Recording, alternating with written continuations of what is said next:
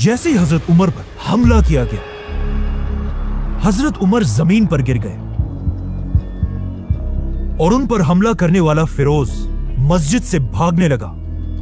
लेकिन जैसे ही मुसलमानों ने उसे पकड़ लिया, फिरोज ने उसी खंजर से अपना गला काट दिया। जिसके बाद मुसलमान हजरत उमर को उठाकर उनके घर लेकर आए।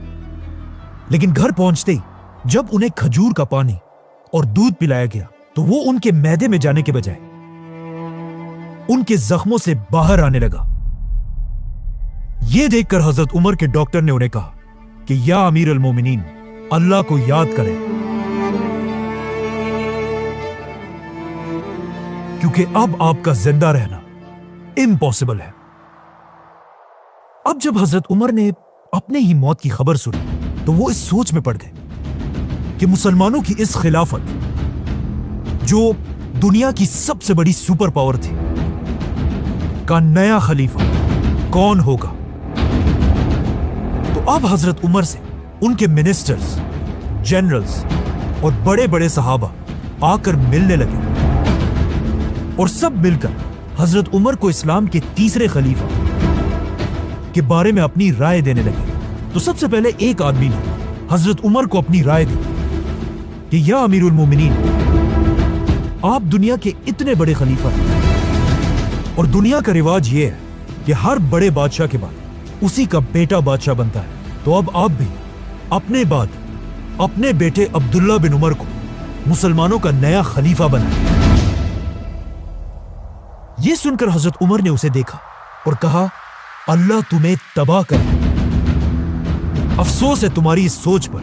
मैंने अपनी पूरी जिंदगी में कभी भी यह नहीं चाहा कि मुसलमानों की खिलाफत मेरे खानदान को मिले, क्योंकि हजरत उमर यह नहीं चाहते थे कि मुसलमानों की खिलाफत भी रोमन और पर्शियन एम्पायर के बादशाहों की तरह सिर्फ एक खानदान के कंट्रोल में रहे।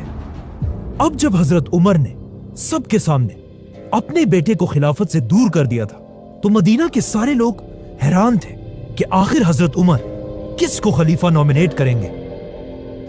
फाइनली हजरत उमर ने अपने बेटे को पास बुलाया और उसे कहा, लिखो, मैं अपने बाद सिर्फ 6 लोगों को मुसलमानों का खलीफा बनने के काबिल समझता हूं। ये 6 सहाबा कोई आम लोग नहीं थे, बल्कि इन सब का ताल्लुक उन 10 लोगों से था जिन्हें रसूलुल्लाह सल्लल्लाहु अलैहि वसल्लम ने अपनी जिंदगी में जन्नत की खुशखबरी सुनाई थी, जिन्हें अशरा मुबशरा 10 ब्लेस सहाबा कहा जाता है। लेकिन अब मसला यह था कि इन 10 सहाबा में एक तो हजरत उमर खुद थे और 2 सहाबा उनसे पहले ही फौत हो चुके थे और 7 सहाबा ऐसे थे जो अब भी जिंदा थे। तो हजरत उमर ने इन 7 सहाबा में से 6 को खिलाफत के लिए नॉमिनेट किए और सिर्फ एक को बाहर रखा, क्योंकि इस सहाबी का नाम सईद बिन जैद था और यह हजरत उमर के कज़न और उन्हीं के कबीले से था। मतलब हजरत उमर अगेन ये नहीं चाहते थे कि खिलाफत किसी एक खानदान के कंट्रोल में आए, चाहे वो खानदान उनका अपना ही क्यों ना हो। साथ ही हजरत उमर ने यह ऑर्डर भी दिया कि मेरे बेटे अब्दुल्ला बिन उमर को भी खिलाफत के इस फैसले में शामिल किया जाए, लेकिन उसे मुसलमानों का खलीफा बनने की इजाजत नहीं। हजरत उमर ने वफात से पहले मुसलमानों को क्लियर ऑर्डर्स दिए थे कि मुझे दफनाने के फौरन बाद इन 6 सहाबा को मदीना के एक घर में बंद कर दिया जाए, ताकि ये खलीफा का फैसला कर सके, जिसके बाद इनके पास सिर्फ 3 दिन का टाइम होगा कि ये लोग आपस में डिसाइड करके किसी एक को मुसलमानों का तीसरा खलीफा बनाए और साथ ही 50 लोगों को तलवारों के साथ इस घर के बाहर इनकी हिफाजत के लिए खड़ा किया जाए। ऐसा हजरत उमर ने इसलिए भी किया कि इन 6 लोगों में से कोई भी खलीफा के इस इलेक्शन के दौरान अपने कबीले के लोगों से ना मिल सके, ताकि वो इनके जहनों में इधर उधर की बातें ना डालें और ये खुद अपनी मर्जी से फैसला करें। और फिर हजरत उमर ने अपना आखिरी हुक्म दिया कि जब ये 6 सहाबा किसी एक को खलीफा बना दे, उसके बाद हर आदमी को यह फैसला मानना होगा और जो ना माने उसका सर काट दिया जाए। इस तरह हजरत उमर ने मुसलमानों की तारीख के पहले इलेक्शंस का सिस्टम बनाया और सिर्फ मुसलमानों की नहीं बल्कि ये दुनिया के सबसे पहले इलेक्शंस में से एक था। तो अब ये सब करने के बाद हजरत उमर ने आने वाले नए खलीफा को अपनी आखिरी एडवाइस दी। ए मुसलमानों के नए खलीफा,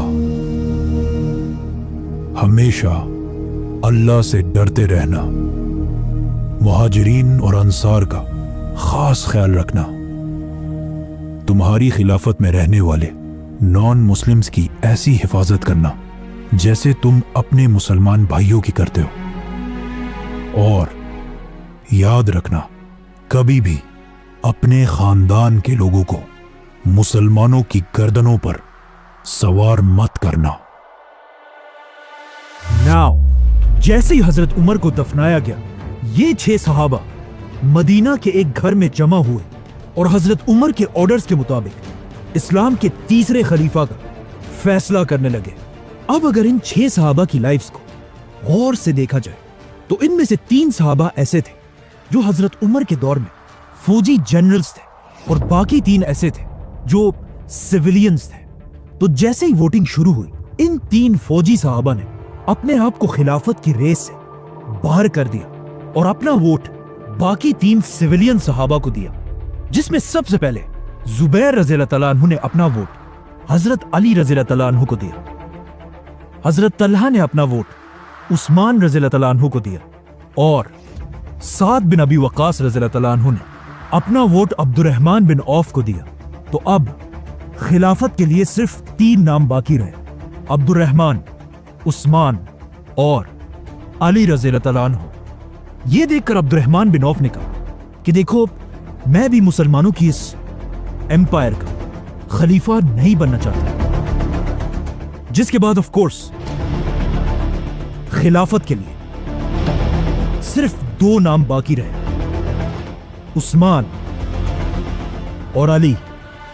इस वक्त उस्मान रज़ियल्लाहु तआला अन्हु की एज ऑलमोस्ट 70 साल थी, जिसके मुकाबले में हजरत अली की एज सिर्फ और सिर्फ 45 ईयर्स थी। मतलब हजरत उस्मान हजरत अली से तकरीबन 25 साल बड़े थे।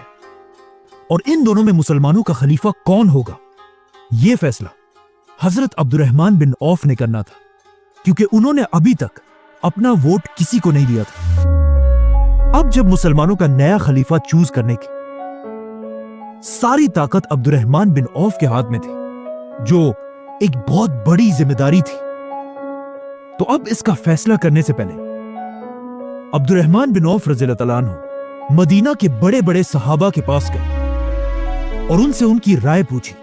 जिसके बाद वो मुसलमानों की फौज के कमांडर्स के पास गए, उनकी भी राय ली और खलीफा के इस डिसीजन में अब्दुर्रहमान बिन औफ ने मदीना के औरतों से भी मशवरा किया। इसी तरह अब्दुर्रहमान बिन औफ मदीना के यूथ और इवन गुलामों के पास भी गए कि इस्लाम का नया खलीफा किसको होना चाहिए। तो अब इन सब लोगों से मिलने के बाद अब्दुर्रहमान बिन औफ को यह बात कंफर्म हो चुकी थी कि पूरे अरब में हजरत उस्मान और अली रज़ियल्लाहु तआला अन्हु से ज्यादा कोई भी खिलाफत का हकदार नहीं है। लेकिन इन सब लोगों से बात करने के बाद अब्दुर्रहमान बिन औफ ने नोट किया कि अरब की आवाम में हजरत उस्मान की पॉपुलैरिटी हजरत अली से थोड़ी सी ज्यादा है।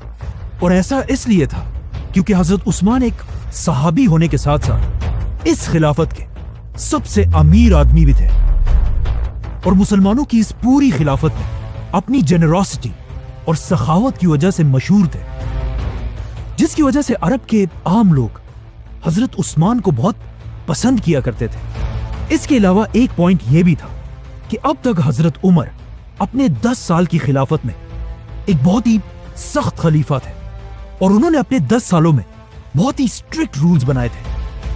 लेकिन हजरत उस्मान के बारे में यह मशहूर था कि यह हजरत उमर से बिल्कुल ऑपोजिट एक बहुत ही नरम दिल इंसान है। और हजरत अली के बारे में सबको पता था कि वो भी हजरत उमर की तरह एक सख्त खलीफा बनेगा। यह देखकर हजरत अब्दुर्रहमान बिन औफ उस्मान रज़ियल्लाहु तआला अन्हु के पास गए और उनसे पूछा कि तुम्हारा क्या ख्याल है, अगर तुम मेरी जगह होते तो किसको खलीफा बनाते। जिस पर हजरत उस्मान ने कहा कि मैं अली रज़ियल्लाहु तआला अन्हु को मुसलमानों का खलीफा बनाता। इसी तरह हजरत अब्दुर्रहमान अली रज़ी अल्लाह तआला अन्हु के पास भी गए और उनसे भी यही बात पूछी। तो हजरत अली ने भी कहा मैं मुसलमानों का खलीफा उस्मान को बनाता।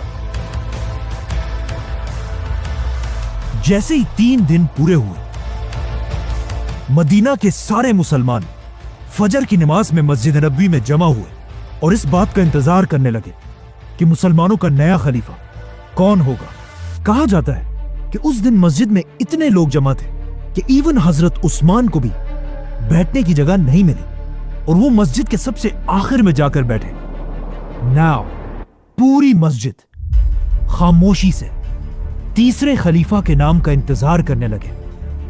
तो अब्दुर्रहमान बिन औफ इन सब के सामने खड़े हुए और एक लंबी दुआ करने के बाद सबसे पहले हजरत अली को अपने पास बुलाया और उनका हाथ पकड़कर पूछा, अली, क्या तुम अल्लाह, उसके रसूल और अबू बकर और उमर के तरीके पर चलोगे? तो हजरत अली ने कहा कि मैं उतना ही कर सकता हूं जितना मुझ में ताकत हो, मतलब I will do my best. जिसके बाद अब्दुर्रहमान बिन औफ ने हजरत उस्मान को अपने पास बुलाया, उनका हाथ पकड़ा और उनसे भी यही सेम बात पूछी, जिस पर हजरत उस्मान ने कहा कि अल्लाह की कसम मैं ऐसा ही करूंगा। आखिर अब्दुर्रहमान बिन औफ ने अपने हाथ उठाए, आसमान की तरफ देखा और कहा, या अल्लाह, खिलाफत की जो जिम्मेदारी आपने मेरे ऊपर डाली थी उसे मैं आज उस्मान के हवाले करता हूं और यही मुसलमानों का नया खलीफा होगा। यह सुनकर सबसे पहले हजरत अली ने उस्मान रज़ी अल्लाह तआला अन्हु के हाथ पर बैत की, जिसके बाद मस्जिद में बैठे सारे लोग हजरत उस्मान के पास आकर उनके हाथ पर बैत करने लगे। तो हजरत उस्मान मस्जिद नबवी में रसूलुल्लाह सल्लल्लाहु अलैहि वसल्लम के मिंबर पर चढ़े और अपनी खिलाफत की पहली स्पीच की, जिसमें उन्होंने लोगों को दुनिया की मोहब्बत छोड़कर आखिरत की जिंदगी की तैयारी करने का हुक्म दिया। ऑलमोस्ट 70 साल की उम्र में खलीफा बनने के बाद हजरत उस्मान ने अपना सबसे पहला हुक्म यह दिया कि मुसलमानों की इस खिलाफत की पूरी फौज और गवर्नमेंट ऑफिसर्स की तनख्वाहों को बढ़ा दिया जाए। और फिर मदीना से हजरत उस्मान ने सारे गवर्नर्स की तरफ लेटर्स भेजे, कूफा, बसरा, दमश्क, अलेक्जेंड्रिया।